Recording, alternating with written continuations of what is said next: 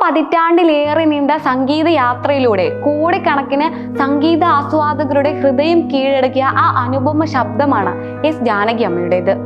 1938 April 23 ആന്ധ്രാപ്രദേശിലെ ഗുണ്ടൂർ ജില്ലയിൽ ജനിച്ച സിസ്റ്റല ജാനകി ബാല്യകാലം മുതൽ സംഗീതത്തോട് അതിയായ താല്പര്യം പ്രകടിപ്പിച്ചിരുന്നു. ആയുർവേദ ഡോക്ടറും അധ്യാപകനുമായ സിസ്റ്റല രാമമൂർത്തിയുടെയും കുടുംബത്തിന്റെയും പ്രോത്സാഹനവും അമ്മാവൻ ഡോക്ടർ ചന്ദ്രശേഖറിന്റെ പിന്തുണയും അവരുടെ സംഗീത ജീവിതത്തിന് അടിത്തറയായി.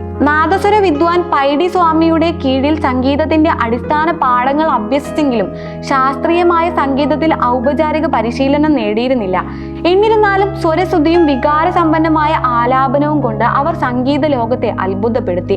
ആകാശവാണി സംഘടിപ്പിച്ച ദേശീയ ഗാന മത്സരത്തിൽ 2ാം സ്ഥാനം നേടിയതോടെ ജാനകിയുടെ കഴിവ് ശ്രദ്ധിക്കപ്പെട്ടു.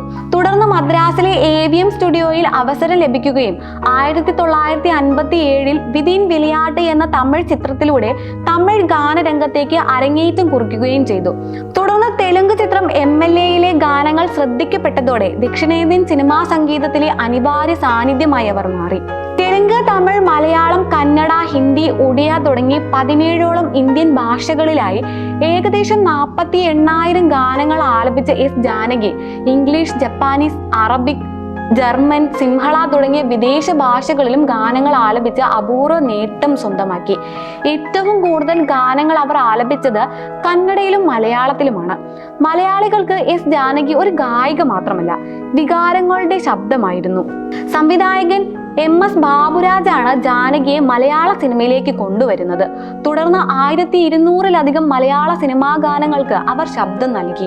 പ്രണയവും വിരഹവും ഭക്തിയും മാതൃസ്നേഹവും സന്തോഷവും ദുഃഖവും ഒരുപോലെ ആഴത്തിൽ പകർന്ന അവരുടെ ശബ്ദം മലയാളികളുടെ മനസ്സിൽ ഇന്നും ജീവിക്കുന്നു. കുട്ടികളുടെ ശബ്ദത്തിൽ വരെ പാടാനുള്ള അസാധാരണ കഴിവും ജാനകിയുടെ പ്രത്യേകതയായിരുന്നു. താൻ പാടിയതിൽ ഏറ്റവും പ്രയാസമേറിയ ഗാനമായി ജാനകി വിശേഷിപ്പിച്ചത് കന്നഡ ചിത്രമായ ഹേമാവതിയിലെ ശിവ ശിവ എന്നത നാളിക എക്കെ എന്ന ഗാനമാണ്. തോടി, അബോഗി എന്നീ രാഗങ്ങളിൽ വൈദ്യനാഥൻ ചിട്ടപ്പെടുത്തിയ ഈ ഗാനത്തിലെ അതിവേഗ സ്വരപ്രയോഗങ്ങൾ തനിക്ക് വലിയ വെല്ലുവിളിയായിരുന്നുവെന്ന് അവർ പിന്നീട് തുറന്നു പറഞ്ഞിരുന്നു. പുരസ്കാരങ്ങളുടെ കാര്യത്തിലും എസ് ജാനകി അമ്മയുടെ നേട്ടങ്ങൾ സമാനതകളില്ലാത്തവയാണ്. മികച്ച പിന്നണി ഗായികയ്ക്കുള്ള ദേശീയ ചലച്ചിത്ര പുരസ്കാരം 4 തവണ അവർ നേടി. 16 വയതിനിലെ എന്ന സിനിമയിലെ സിന്ദൂരപ്പൂവെ, മലയാള ചിത്രം ഓപ്പോളിലെ ഏറ്റുമാനൂർ അമ്പലത്തിൽ, തെലുങ്ക് ചിത്രം സിത്താരയിലെ വെല്ലുന്നേ ഗാദേരി, തമിഴ് ചിത്രം തേവർ മകനിലെ ഇഞ്ചി ഇടുപ്പഴക എന്നീ ഗാനങ്ങളാണ് അവർക്ക് ദേശീയ പുരസ്കാരം നേടിക്കൊടുത്തത്.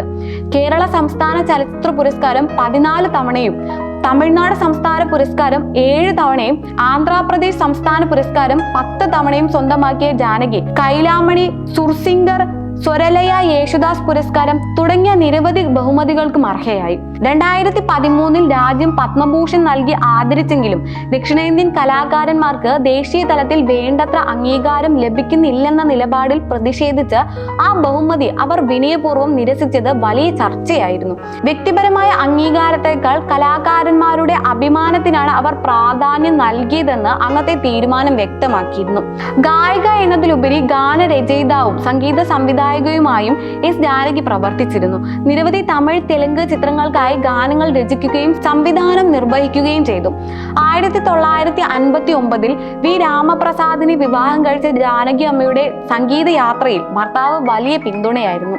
1997 ഹൃദയാഘാതത്തെ തുടർന്ന് അദ്ദേഹത്തിന്റെ മരണശേഷം ജാനകി സിനിമയിൽ സജീവത കുറച്ചു. പിന്നീട് ഭക്തി ഗാനങ്ങളിലേക്കും ആത്മീയ ജീവിതത്തിലേക്കും കൂടുതൽ ശ്രദ്ധ കേന്ദ്രീകരിച്ചു.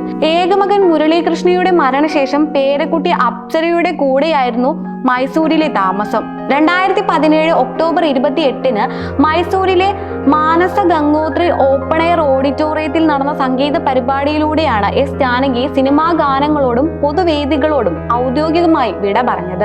ആയിരക്കണക്കിന് ആരാധകരുടെ സാന്നിധ്യത്തിൽ നടന്ന ആ വേദി സംഗീത ലോകത്തിന്റെ വികാര നിമിഷമായി മാറിയിരുന്നു. ഒരു ഗായിക എന്നതിലുപരി തലമുറകളെ സംഗീതം കൊണ്ട് ഒന്നിപ്പിച്ച വികാരമായിരുന്നു എസ് ജാനകി. ഭാഷകളുടെ അതിരുകൾ കടന്ന് ഓരോ ഗാനവും ജീവിപ്പിച്ച ആ ശബ്ദം ഇനി നേരിട്ട് കേൾക്കാനാകില്ല. എന്നാൽ അവർ പാടിയ ആയിരക്കണക്കിന് ഗാനങ്ങളിലൂടെ ഗാനഗോകുലയുടെ സ്വരം എന്നും അനശ്വരമായി ഇന്ത്യൻ സംഗീത ചരിത്രത്തിൽ മുഴങ്ങിക്കൊണ്ടിരിക്കും.